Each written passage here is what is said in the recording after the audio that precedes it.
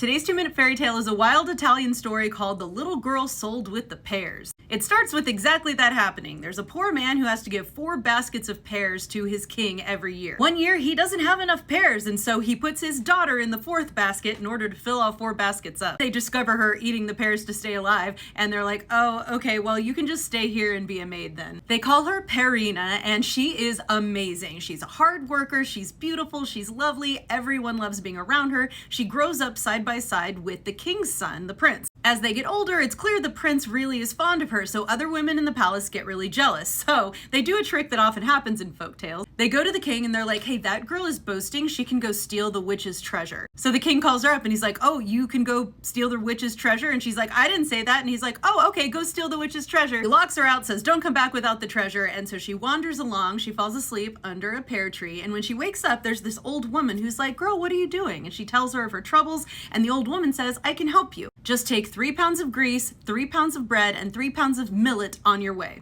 The girl has no money, but she gets all of those things by working for them. And then there's a cool part where she comes to a blood red river. She tells it what the old woman told her to say, which is, fine water so red I must make haste, else of you would I taste. And the river parts to let her through. She comes to a gate with a creaky hinge, and so she uses the grease to fix it. And the gate lets her in gratitude. She also gives bread to some dogs and then sweeps out an oven with the millet. She sees the witch's treasure sitting on this table, so she just picks it up. But then the treasure chest starts screaming, door, kill her, kill her. But the door is like, no, I'm not gonna kill her. She greased my hinges. Dogs, attack her. And the dogs are like, no, she gave us bread. And it's like, oven, get her. And the oven's like, no, it cleaned me with millet. She comes to the river and the box is like, river, drown her. And the river's like, no, she called me water so fine and red. So she comes into the castle with the box. The prince comes up to her and he's like, hey, when my dad asks for what reward you want, tell him you want this box of coal in the cellar. So she does that, and then they bring up the box of coal and the prince pops out from inside it because he'd been hiding in there. No reason why, except he just wanted to do it that way. Then he and Perina get married and live happily ever after. As always, check out my book, Dust Spells, and my podcast. All of the links are in my bio.